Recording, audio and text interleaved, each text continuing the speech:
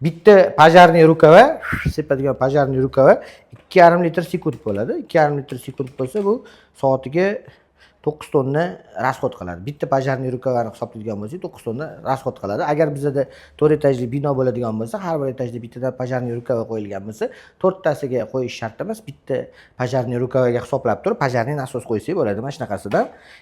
Davleniyasini hisoblaymiz. 4 etaj bo'lsa, bizda 20 metr bo'lsa, demak 20-metrda bizda 2 davleniya chiqib turishi kerak. Pajarniy rukava yaxshi sepib, olovni o'chirish uchun, yong'inni o'chirish uchun. Shunda 20 metrga yana 20 metr qo'shamiz. 4 davleniyali nasos, 10 tonna suv beradigan nasos qo'yadigan bo'lsak, pajarniy vопроsimiz javob beradi. Mehmonxonada klientlar hozir juda ham ko'p bo'layotgan narsa, mehmonxonada bitta nasos qo'yaman deb, ham suv ta'minotiga, ham pajarniy tushayniga deyishyapti. Lekin ularda suv ta'minoti rasxodi 5 kuba, pajarniy tushayni rasxodi 10 kuba. Shuni hisobiga ular 5 kuba ishlatib turadigan joyiga 1 kilovat, yarim kilovatda hal bo'lib ketadigan joyiga pastda yana 3 kilovatli nasos ishlatib turishibdi. Chunki pajarniy tushaynida ham ko'proq suv kerak bo'ladi, ham ko'proq davleniya kerak bo'ladi.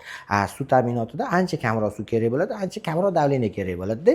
Bitta nasosda ikkalovini hal qilaman, bitta nasosda yutaman degan odamlar yutqizishyapti. Ular chunki yillar davomida kerak emas joyda tok расход qilib, tokka ortiqcha pul to'lashyapti. Bu nasosni iznosiga olib kelyapti, nasos buzilib qolishiga olib kelyapti. Shuning uchun maslahat beraman, yengilroq uslubda qilaylik. Pajarniy tushaynani отдельно, suv ta'minotini отдельно qilaylik. Pajarniy tushayni nasosni bir oyda bir martagina bir basseyn to'ldirishga yoki ko'chada suv sepib qo'yishga ishlatib qo'yaylik. Ishlab turishi uchun, qotib qolmasligi uchun bo'ldi shu bilan.